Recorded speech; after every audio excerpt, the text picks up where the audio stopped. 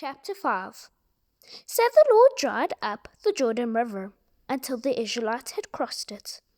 Now all the kings of the Amorites west of Jordan heard about it, and the Canaanite kings living by the Mediterranean Sea heard about it. They were very scared. After that, they were too afraid to face the Israelites. The Israelites are circumcised. At the time of the Lord spoke to Joshua, he said, "Make the knives from the flint stones, circumcise the Israelites again." So Joshua made knives from flint stones. Then he circumcised the Israelites at Gibeath Haaraloth. This is why Joshua circumcised the men.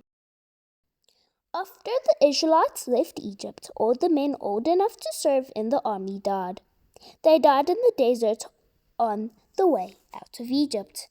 The men who had come out of Egypt had been circumcised, but many were born in the desert on the trip from Egypt.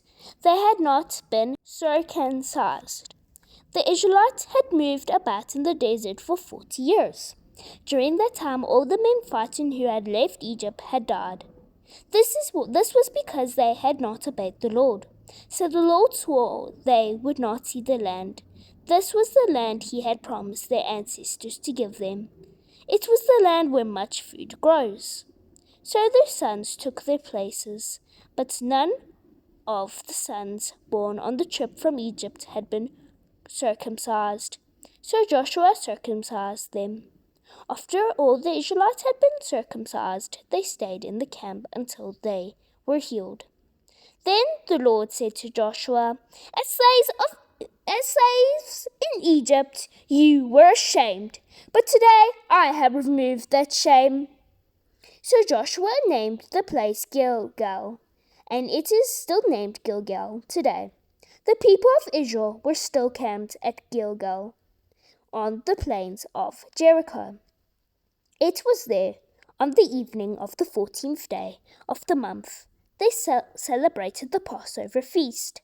The next day after the Passover, the people ate some of the food grown on the land, bread made without yeast and roasted grain.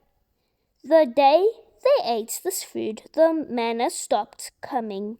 The Israelites no longer got the manna from heaven.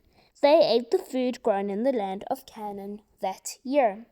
Joshua was near Jericho. He looked up and saw a man standing in front of him. The man had a sword in his hand.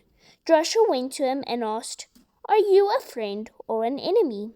The man answered, I am neither one. I have come as the commander of the Lord's army."